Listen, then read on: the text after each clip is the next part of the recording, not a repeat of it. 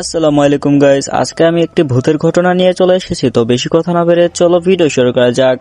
সেটা ছিল ভাদ্র মাসের গভীর রাত।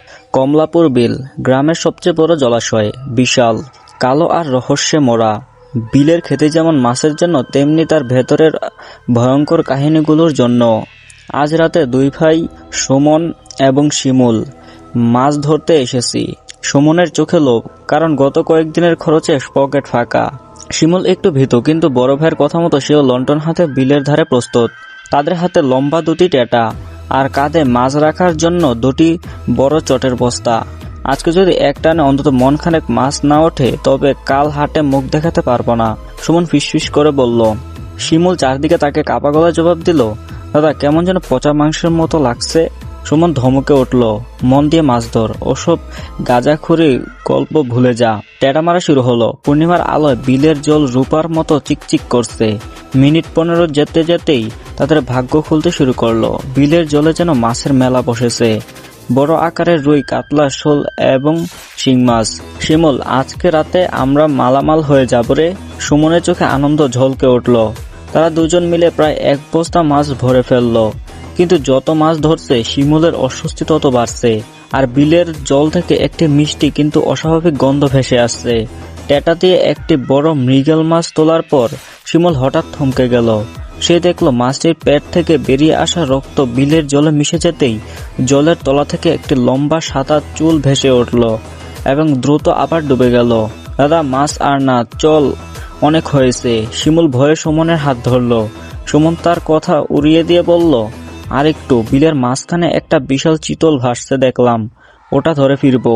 চিতল মাছটি মারার জন্য সুমন বিলের মাঝখানে একটা টিভিতে উঠে গেল। শিমুল মাছের বস্তা আগলে দাঁড়িয়ে রইল তীরে। তখনই ঘটনাটি ঘটল। হঠাৎ বিলের জল ভীষণ বেগে দুলতে শুরু করলো, যেন তলায় কোনো বিশাল কিছু আছড়ে পড়ল। চারপাশের বাতাস নিমিষে বরফের মতো ঠান্ডা হয়ে গেল। লণ্ঠনের আলো নিভু নিভু করতে লাগলো। দূর থেকে ভেসে আসলো একটি গভীর করুণ স্বর, আমার খাবার সব কেড়ে নিচ্ছিস, আমাকে একটা দে। শিমুল ভয়ে ভয়ে চোখ বন্ধ করে ফেলল। সুমন টিভি থেকে দ্রুত নেমে আসতে গিয়ে দেখলো জলের মাঝখান থেকে একটি লম্বা কাদাকার ভেজা নারী মূর্তি ধীরে ধীরে উঠে আসছে। তার সারা শরীরে কাদামাখা চুলগুলো লম্বা জলজ লতার মতো। তার চোখ দুটি অন্ধকারে ফসফরাসের মতো জ্বলছে। মাছ খেকু পেতনি। পেতনিটি তার লম্বা ধারালো দাঁত বের করে হিংস্র হাসি হেসে দুই ভাইয়ের মাছের বস্তার দিকে ইশারা করলো। তার গলার স্বর এবার আরো স্পষ্ট, আমি এই বিলের মা, আমি এদের খাই। সুমন মুহূর্তের জন্য স্থির হয়ে গেল। পর মুহূর্তে সে পাগলের মতো চিৎকার করে উঠল, দৌড় শিমুল, মাছ ফেলে দৌড়।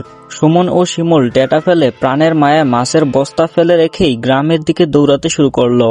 পিছন থেকে তারা শুনতে পেল পেতনিটির বিলের পাড়ে তাদের ফেলে যাওয়া মাছের বস্তাগুলো টেনে হিঁচড়ে ছিঁড়ে ফেলেছে এবং কড়মড় করে কাঁচা মাছ চিবানোর বীভৎস শব্দ করছে। সেই সঙ্গে তার উচ্চ উল্লাসের হাসি। পেতনির চিৎকারের শব্দ যত ক্ষীণ হলো, দুই ভাইয়ের দৌড় তত দ্রুত হলো। তারা পিছনে ফিরেও তাকালো না। পরের দিন ভোরে গ্রামের কিছু সাহসী লোক কমলাপুর বিলের পাড়ে গিয়ে দেখলো দুজনের দুটি টেটা বিলের পাড়ে পড়ে আছে, মাছের বস্তা ছিন্ন ভিন্ন, আর আশেপাশে কেবল কাদা। বিলের শ্যাওলা আর কিছু ছোট মাছের কাঁটা ছড়িয়ে আছে, যেন কেউ অতি দ্রুত হিংস্রভাবে কাঁচা মাছ খেয়ে গেছে। আর সেদিন থেকে সুমন এবং শিমুল দুজনে প্রতিজ্ঞা করলো, যত অভাবী আসুক না কেন, কমলাপুর বিলের মাছ তারা আর কোনোদিন রাতের আধারে ছুতে যাবে না। বিলের মাছ বিলের পেতনিই থাক। তো গাইস, গল্পটি কেমন লাগলো কমেন্ট করে জানাতে পারো। আর এরকম গল্প লাগলে অবশ্যই সাবস্ক্রাইব করতে ভুলবে না।